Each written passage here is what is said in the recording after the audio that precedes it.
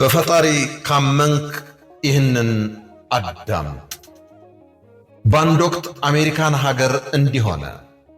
ባል ከቤት ውጭ ከተማ ከጓደኞቹ ጋር ሲዝናና ያመሽና ሚስቱ ጋር ደውሎ ወደ ጭፈራ ቤት በግሩፕ ከጓደኞቻችን ጋር ስለምንሄድ ለባብሰሽ ተዘጋጅተሽ ጠብቂኝ ይላታል።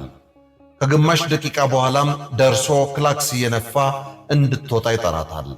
የሚስቱ እናትም ሊሸኟት ወደ ደጅ ይወጡና ወደ ተሽከርካሪው ሲያዩ ሁሉም በጣም ጠጥተው እንደሰከሩ ያሉ። ሁሉም ከመስከራቸው ብዛት ይጮሁም ነበር። በዚህን ጊዜ ሴትየዋ እግዚአብሔር በመንገዳቸው ከናንተ ጋር ይሆን ጠንቀቅ በሉ ይላሉ። በዚህ ጊዜ አሜን እንደማለት ከግሩፕ አንዱ እግዚአብሔር የት ይሆናል? ቦታ የለንም፣ ቢፈልግ ከኋላ ከዕቃው ጋር ይቀመጥ ሲል ሁሉም መኪና ውስጥ የነበሩ ሰዎች ልክ ነው ብለው አላገጡም፣ ሳቁም።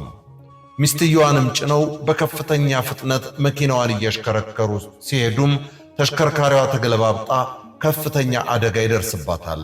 ሰዎቹም ሁሉም ያልቃሉ። አንድ ተአምር ግን ይፈጠርና ሁሉንም ያስገርማል።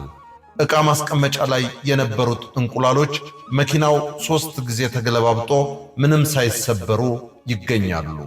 ምክንያቱ ሰዎች ለእግዚአብሔር ቦታ የለንም ከዕቃዎቹ ጋር ይቀመጥ ብለው ነበርና እግዚአብሔር ከዕቃዎቹ ጋር ተቀምጦ ነበርና እንቁላሎቹ ምንም ሳይሰበሩ ተገኙ። እግዚአብሔር የነጻነት አምላክ እንጂ አስገድዶ የሚገዛ ጌታ አይደለምና ባስቀመጥነው ስፍራ ይቀመጣል። እኛስ የት አስቀምጠነው ይሆን? ለመሆኑ እግዚአብሔር በትዳራችን፣ በሥራ ቦታችን፣ በቤታችን፣ በአጠቃላይ በሕይወታችን ስፍራ ሰጠነው ይሆን? ከሰጠነውስ የት ቦታ? ዋናውን ወይስ መጨረሻውን? እኔ ጨረስኩ። እናንተ ሐሳብ በመስጠት ተሳተፉ። ከታሪኩ ምን ትማራላችሁ?